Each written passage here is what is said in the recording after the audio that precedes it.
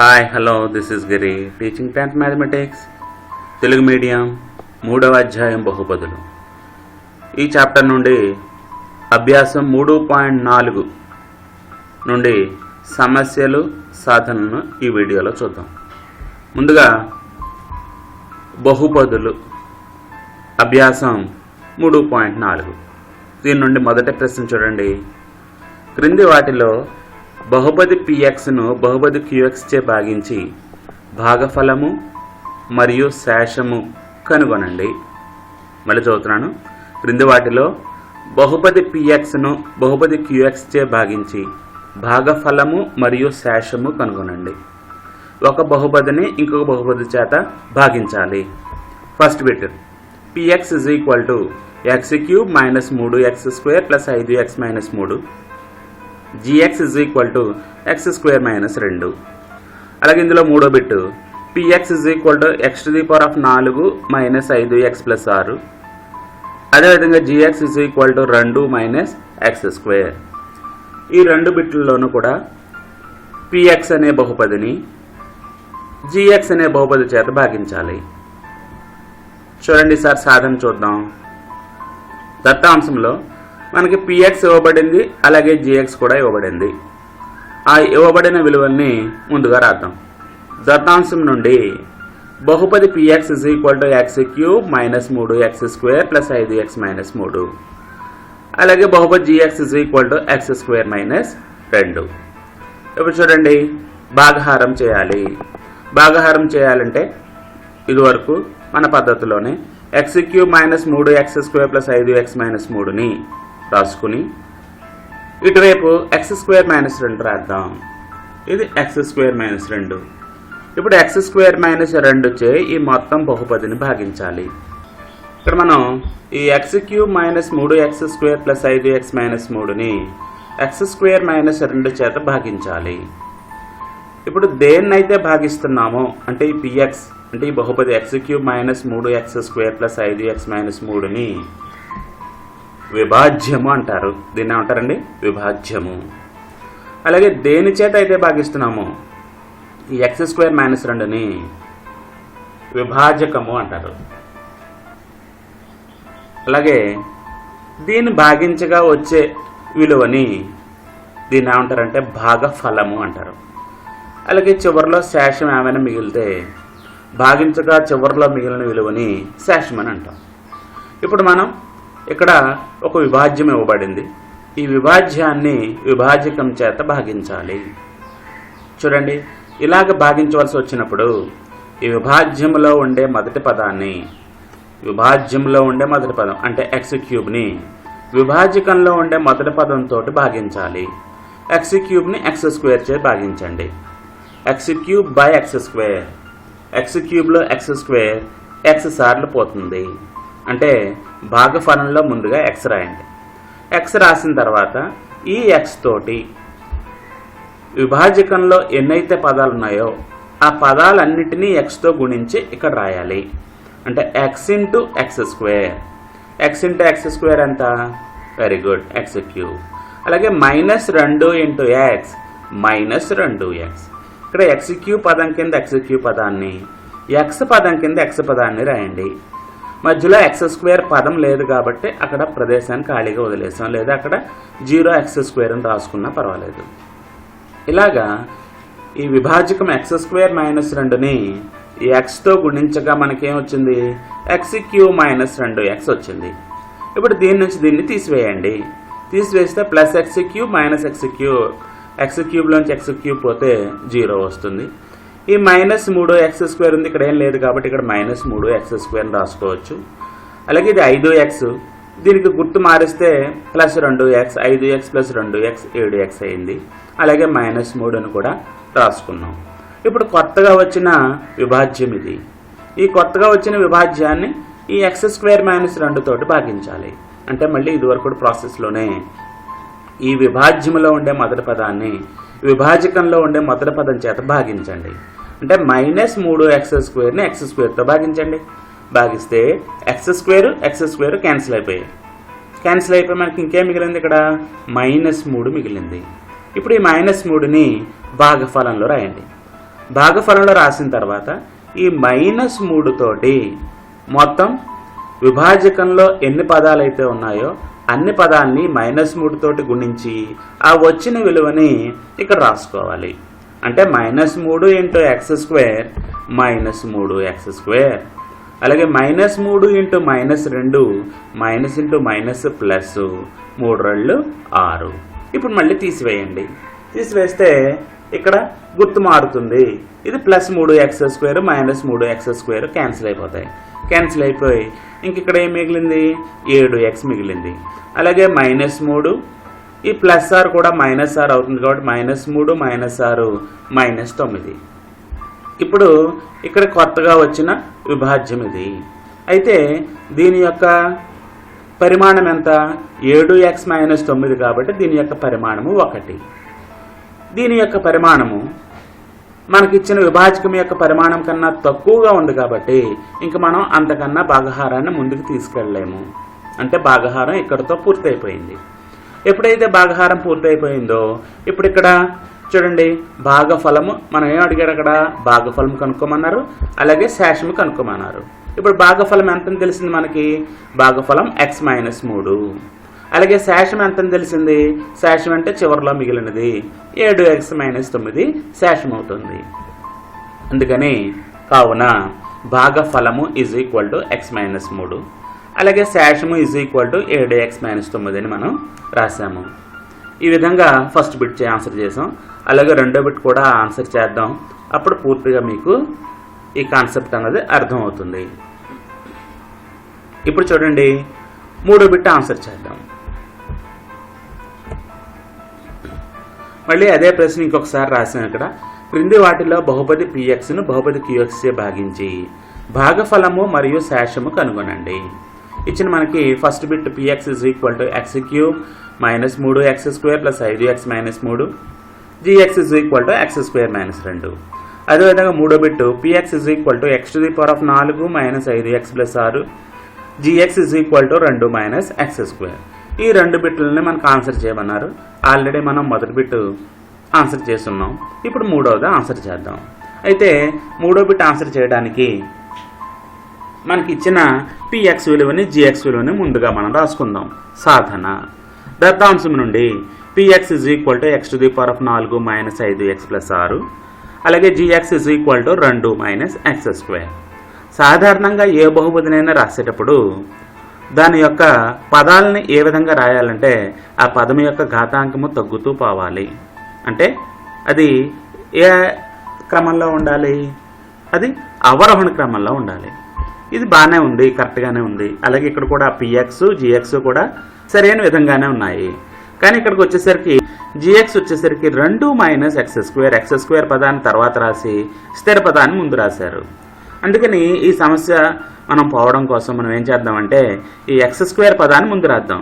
ఈ x²కి ఏముంది? ముందు x²కి ఉండే గుర్తు మైనస్ కాబట్టి -x² + 2. ఈ gx అనే బహుపది ఏమవుతుందంటే -x² + 2 అవుతుంది. సరే, ఇప్పుడు భాగహారం దగ్గరికి వద్దాం. ఈ భాగహారంలో మనం ఈ x⁴ - 5x + 6 x⁴ - 5x + 6ని 2 - x² లేదా -x² + 2 తోటి భాగించాలి. ఇది విభాజ్యము, ఇది విభాజకము. అర్థమవుతుంది కదా? ఇప్పుడు మనం రాసిన తర్వాత ఇక్కడ x⁴ పదం ఉంది, x³ పదం లేదు, x² పదం లేదు, మళ్ళీ x పదం ఉంది, స్థిర పదం ఉంది. x³ పదము x² పదం లేదు కాబట్టి మనం దీన్ని ఎలా రాసిద్దామంటే ఈ బహుపదిని x⁴ + 0x³ + 0x² - 5x + 6 అని రాసుకున్నాం. ఇక్కడ x³ పదం లేదు, x² పదం లేదు కాబట్టి 0 × x³ 0 × x² అని రాసుకున్నాం. రాసుకున్న తర్వాత ఇప్పుడు మొట్టమొదటిగా మనం చేయవలసింది ఇక్కడ ఉండే విభాజ్యంలో ఉండే మొదటి పదాన్ని విభాజకంలోని మొదటి పదంతో భాగించాలి. విభాజ్యం అంటే x⁴ 4 మొదటి పదం, అలాగే విభాజకంలో మొదటి పదం -x². భాగించండి. x⁴ ని -x² తో భాగిస్తే ప్లస్ డివైడెడ్ బై మైనస్ అవుతుంది. రెండు వేరువేరు గుర్తుల్ని గుణించినా లేదా రెండు వేరువేరు గుర్తుల్ని భాగించినా మనకి ఎప్పుడు మైనస్ వస్తుంది. అలా కాకుండా రెండు ఒకే రకపు గుర్తుల్ని గుణించినా భాగించినా కూడా ప్లస్ వస్తుందని గుర్తుంచుకోండి. ఇక్కడ రెండు వేరు వేరు గుర్తులు, 11లో ప్లస్ ఉంది, హారంలో మైనస్ ఉంది కాబట్టి మైనస్ రాసుకున్నాం. x⁴/x² x² అవుతుంది. అంటే మనకి భాగఫలంలో మొట్టమొదటి యొక్క పదం -x² అవుతుంది. -x² రాసుకున్నాం.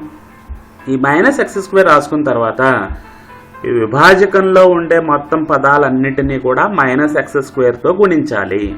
అంటే -x² × -x², minus into minus plus x² × x², x⁴. ఇక x⁴ పదం కింద రాసుకుందాం. +2 × -x², -2x², x² పదం కింద రాసుకున్నాం. రాసుకున్న తర్వాత ఇప్పుడు పై బహుపదిలోంచి ఈ బహుపదిని తీసివేయండి. తీసివేస్తే ఇది +x⁴, ఇది ప్లస్ అలా ఇప్పుడు మైనస్ అవుతుంది తీసివేతలో. అంటే ఈ రెండు కూడా క్యాన్సిల్ అయిపోతాయి. ఇంకా 0x³ ఉంది కాబట్టి దీన్ని ఇక్కడ రాసుకొని అవసరం లేదు. ఇక్కడది 0x², ఇక్కడది -2x². కింద దాని గుర్తు మారిస్తే -2x² అలా +2x² అవుతుంది. అంటే ఇక్కడ మనకి వచ్చింది 2x² -5x +6. ఇది కొత్తగా వచ్చిన విభాజ్యము. ఈ కొత్తగా వచ్చిన విభాజ్యాన్ని మళ్ళీ విభాజకంతో భాగించాలి. అంటే మళ్ళీ పాత ప్రాసెసే. మొదటి పదాన్ని మొదటి పదంతో భాగించండి. మొదటి పదం 2x², ఇక్కడ ఉండే మొదటి పదం -x².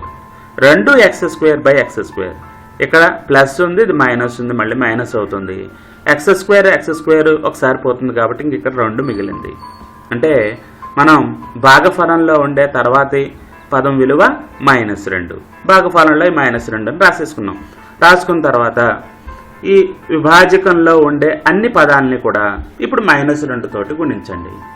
-2 × -x², minus into minus plus 2 × x², 2x². తర్వాత ప్లస్ ఇంటూ మైనస్ మైనస్ 2 × 4. ఇప్పుడు మళ్ళీ తీసివేద్దాం.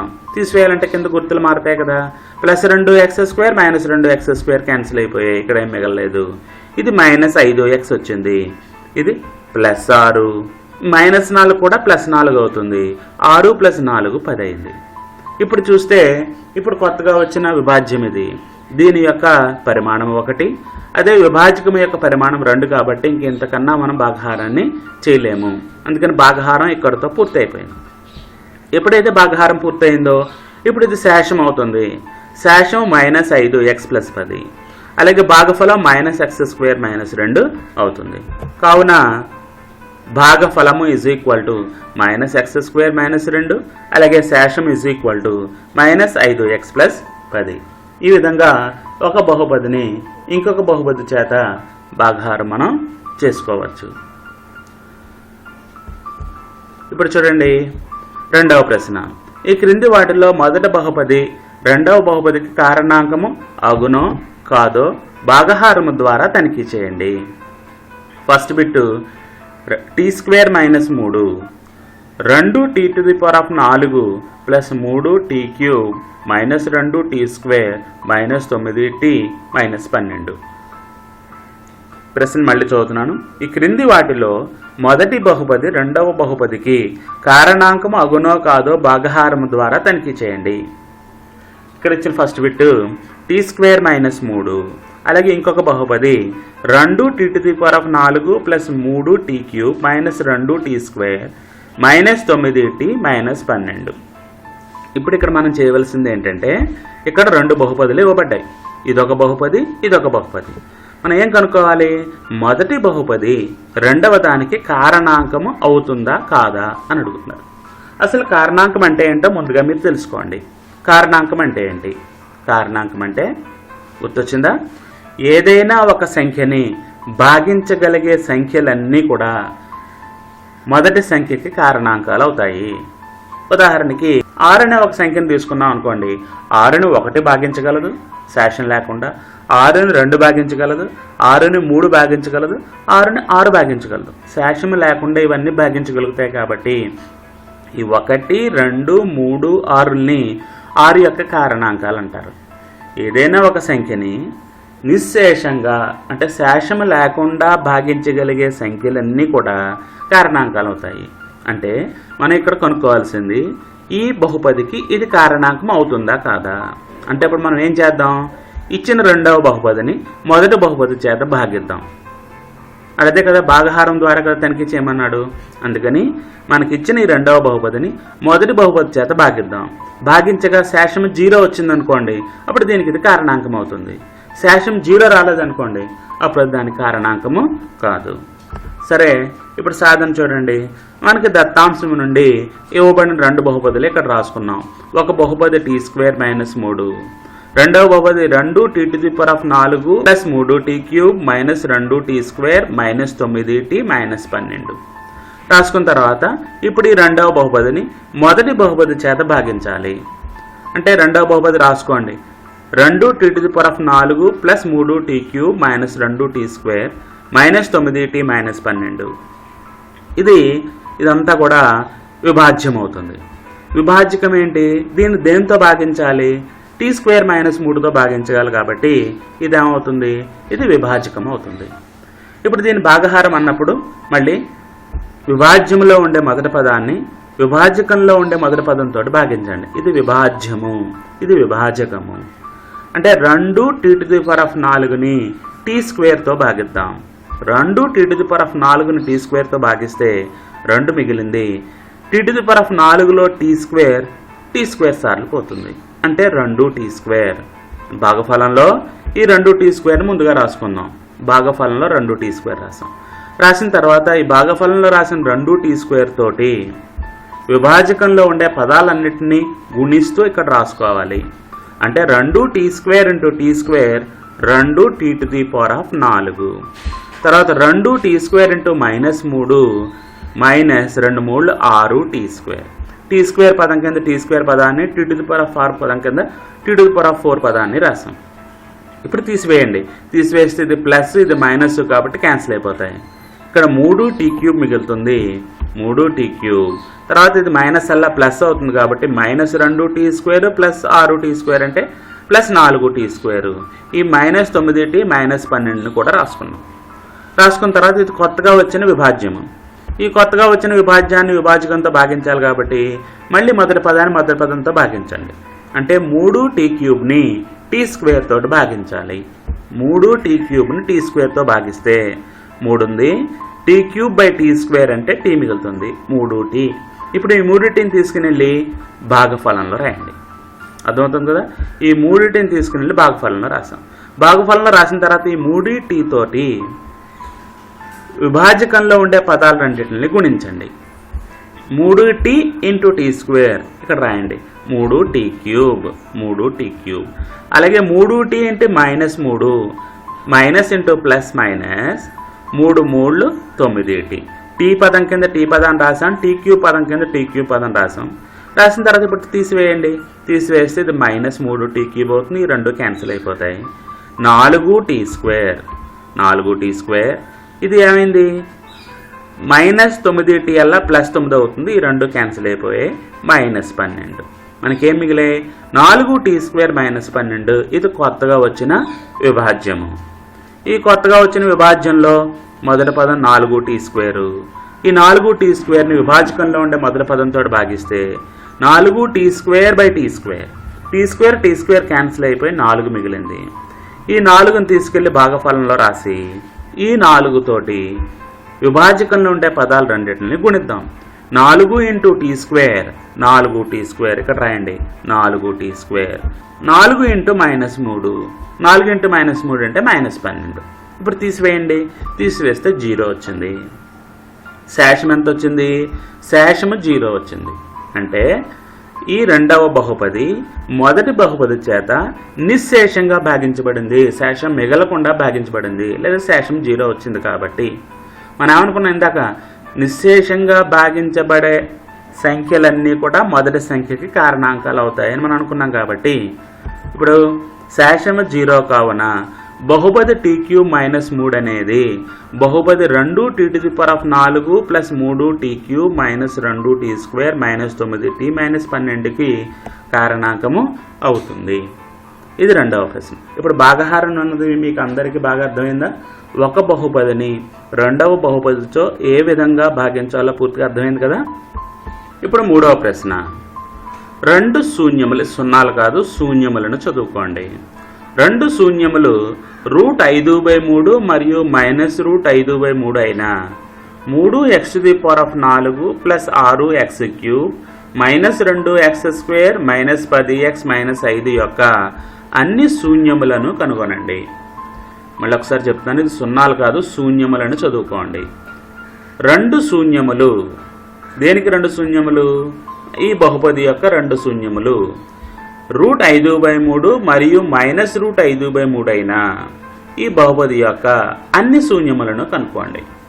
మీరు ఇచ్చిన బహుపదిని కానీ మనం చూస్తే ఇచ్చిన బహుపది యొక్క పరిమాణం ఎంత? ఇది x⁴, ఇది x³ x² x⁴1 x⁴0. అతి పెద్దదేది ఘాతాంకం 4 కాబట్టి ఈ బహుపది యొక్క పరిమాణము 4. ఎప్పుడైతే బహుపది యొక్క పరిమాణం 4 దీనికి ఉండగలిగిన శూన్యముల సంఖ్య 4 అవుతుంది. మనకి ఎన్ని ఇచ్చారు శూన్యములు? 2 శూన్యములు ఇచ్చారు. మనం ఇంకా ఎన్ని కనుక్కోవాలి? ఇంకొక 2 శూన్యములను మనం కనుక్కోవలసి ఉంది. సరే, సాధన చూద్దాం. ఈ సాధనలో ముందుగా మనకి ఇచ్చిన దత్తాంశంలో ఉండే బహుపదిని px అని అనుకుందాం. దత్తాంశం నుండి px = 3x⁴ plus 6x³ -2x² -10x -5 అని తీసుకున్నాం. ఇచ్చిన బహుపది యొక్క పరిమాణం 4 కాబట్టి దీనికి 4 శూన్యములు ఉంటాయి. మనం ఇప్పుడే కదా అనుకున్నాం, పరిమాణం 4 కాబట్టి దీనికి 4 శూన్యములు ఉంటాయి. ఈ 4 శూన్యములలో దత్తాంశంలో మనకు 2 శూన్యాలు ఇచ్చారు. ఒకటి √5/3, ఇంకొకటి -√5/3. ఇంకా మనం ఎన్ని కనుక్కోవాలి? ఇంకొక 2 శూన్యములు కనుక్కోవాలి. ఆ కనుక్కోవలసిన 2 శూన్యములని కూడా మనం ఆల్ఫా బీటా అని అనుకుంటే అర్థమవుతుంది కదా. ఈ కనుక్కోవలసిన 2 శూన్యాలని మనం ఆల్ఫా బీటా అని అనుకుందాం. ఇప్పుడు శూన్యముల మొత్తం ఇక్కడ మనకి 4 శూన్యములు వచ్చాయి. ఒకటి √5/3, ఇంకొకటి -√5/3, ఇంకొకటి ఆల్ఫా బీటా అని అనుకున్నాం కాబట్టి శూన్యముల మొత్తం వీటన్నిటిని కలపండి. √5/3 -√5/3 ప్లస్ ఆల్ఫా ప్లస్ బీటా = సూత్రం -b/a. ఇక్కడ +√5/3 -√5/3 పోతుంది, 0 అయిపోతుంది. ఆల్ఫా ప్లస్ బీటా -b/a అంటే -6/3. -6/3 అంటే 3 -6లో -2 సార్లు అంటే ఆల్ఫా ప్లస్ బీటా -2 అని వచ్చింది. ఇది శూన్యముల మొత్తం ఉపయోగిస్తే శూన్యముల మొత్తం ద్వారా ఆల్ఫా ప్లస్ బీటా విలువ -2 అని చెప్పి మనకు ఒక సమీకరణం వచ్చింది. తర్వాత శూన్యముల లబ్ధం. శూన్యముల లబ్ధం అంటే శూన్యాలన్నింటినీ గుణించండి. √5/3 into -√5/3 into alpha into beta E/a స్థిర పదము బై x⁴ యొక్క గుణకము E/a. అంటే ఇక్కడ plus into minus minus, √5/3 into √5/3 అంటే 5/3 into alpha into beta E/a అంటే -5/3. ఇటు చూసారా, ఇది -5/3, ఇది -5/3. ఈ -5/3 -5/3లో ఒకసారి పోతుంది కాబట్టి ఆల్ఫా ఇంటూ బీటా = 1 అని వచ్చింది. Alpha into beta = 1, alpha plus beta -2. ఈ రెండింటి నుంచి ఇప్పుడు ఆల్ఫా మైనస్ బీటా విలువను కనుక్కుందాం. ఎలాగా? a+b² విలువ కానీ మనకు తెలిసి a−b² విలువ కావాలంటే మనకు ఒక సూత్రం ఉంది. ఏంటో సూత్రం? a−b² a+b² -4ab. ఈ సూత్రాన్ని కానీ మనం ఇక్కడ ఉపయోగిస్తే alpha minus beta ² alpha plus beta ² alpha beta. Alpha plus beta విలువ ఎంత? ఆల్ఫా ప్లస్ బీటా విలువ -2 ² -4 alpha beta 4 into alpha into beta 1. -2 ² అంటే 4, -4 ఇంటూ 1 అంటే -4, 4లోంచి 4 పోతే 0. అంటే alpha minus beta ² 0, alpha minus beta √0 అంటే ఇది కూడా 0. ఇప్పుడు మైనస్ బీటా అటు వెళ్తే ఆల్ఫా ప్లస్ బీటా అంటే ఆల్ఫా విలువ బీటా విలువ 2 సమానము అని వచ్చింది. కానీ ఆల్ఫా ప్లస్ బీటా -2 అని మనకు తెలుసు కాబట్టి ఇప్పుడు ఆల్ఫా బీటా అనే ఈ విలువని 1వ సమీకరణంలో రాద్దాం. రాస్తే ఆల్ఫా ప్లస్ బీటా అంటే ఆల్ఫా ప్లస్ ఆల్ఫా -2.